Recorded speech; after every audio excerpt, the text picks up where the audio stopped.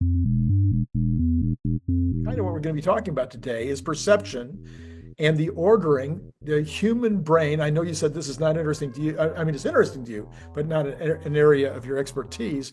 But the human brain is always making decisions about its preferences. We are stacking our preferences. Correct. Yeah. And we do, as my wife likes to say about me, she says, Randy, you always do exactly what you want to do. But she's really talking to all of us. Yeah.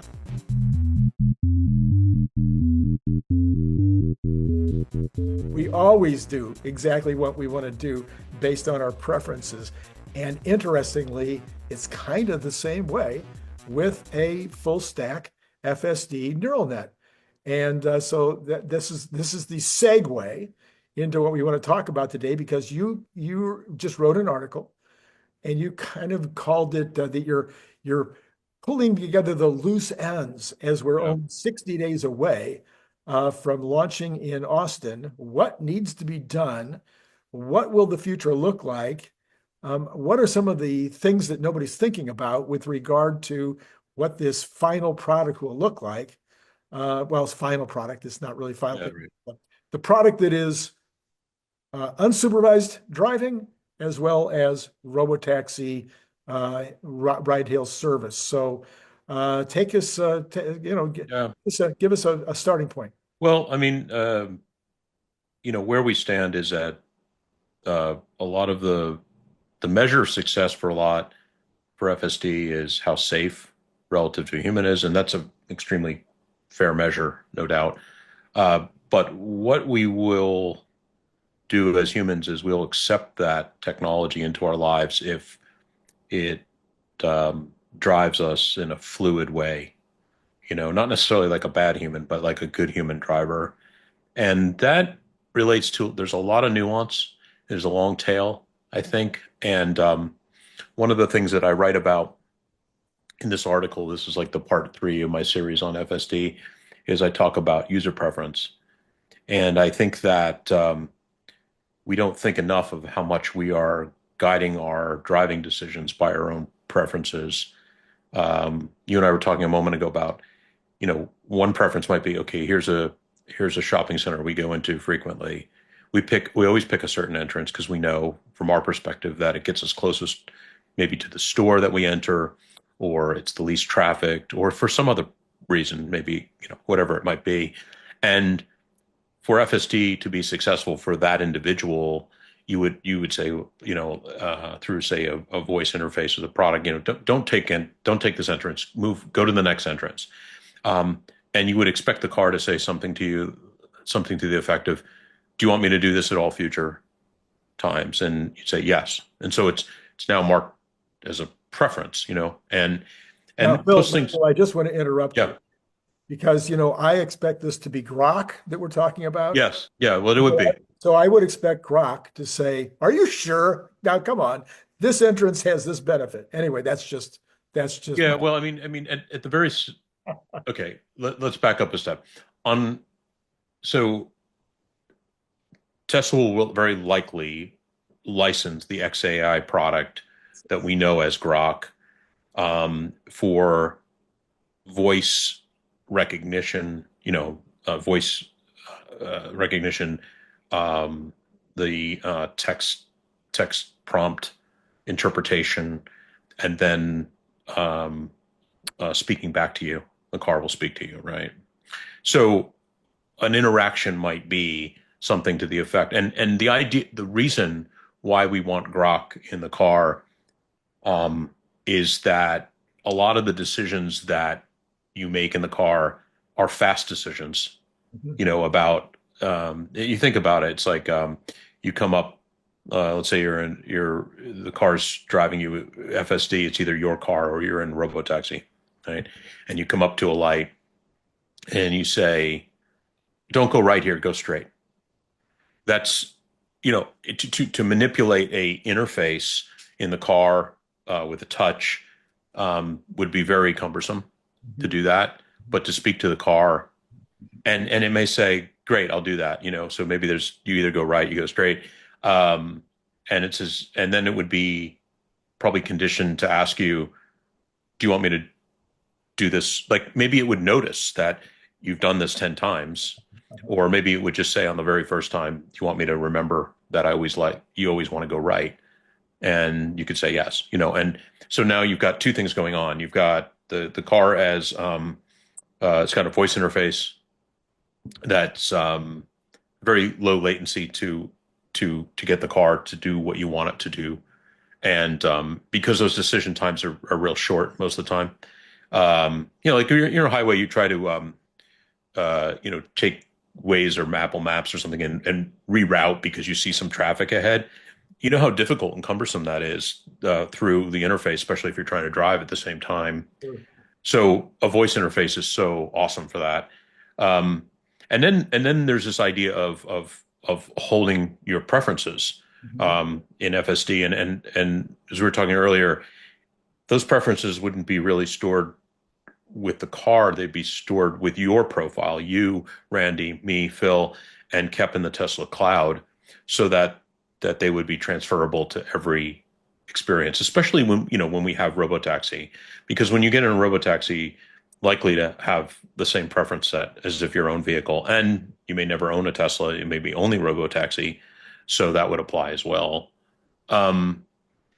The interesting thing about the idea of user preferences is that, like, how would they operate, right? In the sense of an AI, and what people probably aren't aware is that, we talk a little bit about the fact that Tesla trains a model for FSD. If you go back and read my article too, that goes very deep into what that is and what's in that model. But suffice it to say, for this conversation, it's a magic box of numbers. It's a lot of numbers. This is like 1.5 billion parameters in version 13. But once that's transferred to the car, and that's what happens, it's trained in the cloud. And once it goes to the car, it's read-only. And so there is no change to the model in the car. So, you're not teaching the car anything. The car has one aggregate set of knowledge. It applies it to every car equally. Obviously, it's circumstantial. It's extremely circumstantial. One roadway with a car parked on the side is different than the same roadway without the car. And so people perceive that, oh, it operated differently this time, but it's because something else is changing the environment around it, right? So so now imagine that you do have this read-only model in the car. How do you layer in a whole set of preferences? And one of my favorite examples is the gated community problem, right? So I live in South San Jose, and I live in a gated community, and the gate has a resident entrance on the right. It's automatically license plate red, and on the left, it's check in as a guest, with a guard, a human. And because I'm a resident, I would go to the right. The car can't know this. So when the car on FSD, my drive to my home always terminates at the gate, because it drives straight down the center and doesn't know what to do. And then what happens as it drives down the center is the left gate opens, but the car really can't go through because the right gate opens, the left gate's still down. So it didn't know to move to the right.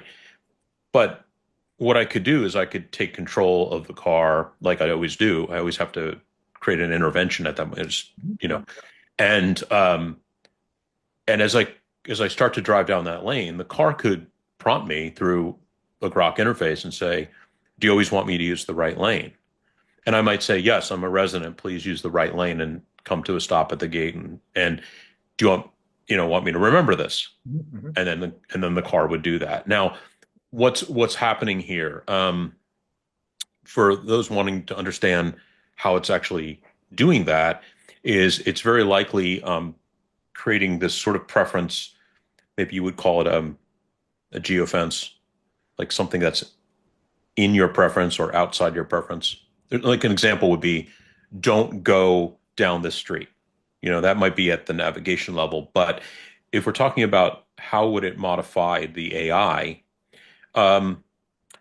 it's sort of how it works when you're interacting with ChatGPT or Grok, right? These are known as LLMs, and people may have heard this term. They have a context window, and the context window is basically the short-term memory of the LLM. I mean, they can make this a long-term memory if they want, but principally it's a short-term memory, meaning that while you're chatting with it about a subject, it is kind of replaying the context of your chat through the prompt each time. So each time you say, you keep adding more specificity to your questions about something, it's taking your previous conversation and it's pushing it back through. You don't see that, but it's what's actually happening. And so, in other words, some computer in the cloud that is doing the inference for that prompt has no memory. It's just getting that entire, it's like being fed the memory. And so that's typically called context and in neural nets. And so the same thing can be done with Tesla FSD, in that what it will do is it'll hold a whole set of preferences in a context, and it'll probably write them to the flash of the car, or keep them with your user profiles we were talking earlier.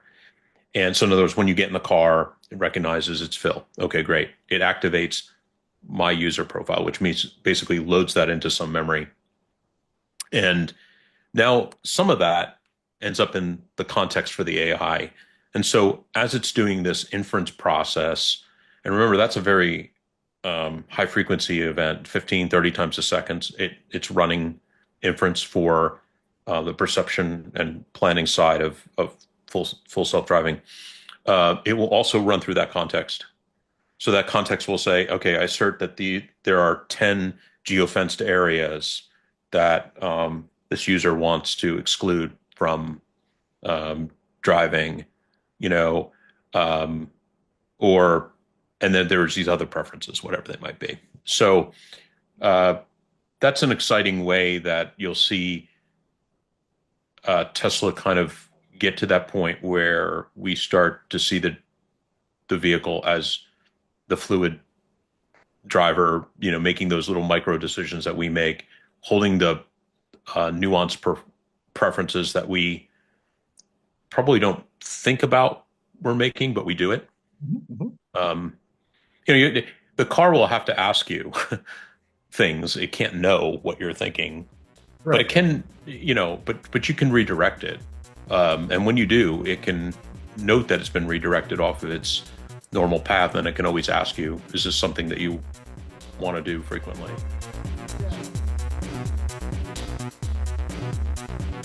If you happen to be a big fan of the Cybertruck, you might also be interested in this super fun Cybertruck refrigerator magnet and bottle opener. It is made out of super thick stainless steel, just like the Cybertruck, and it has this giant magnet on the back, so it's going to hold a lot of stuff on your refrigerator.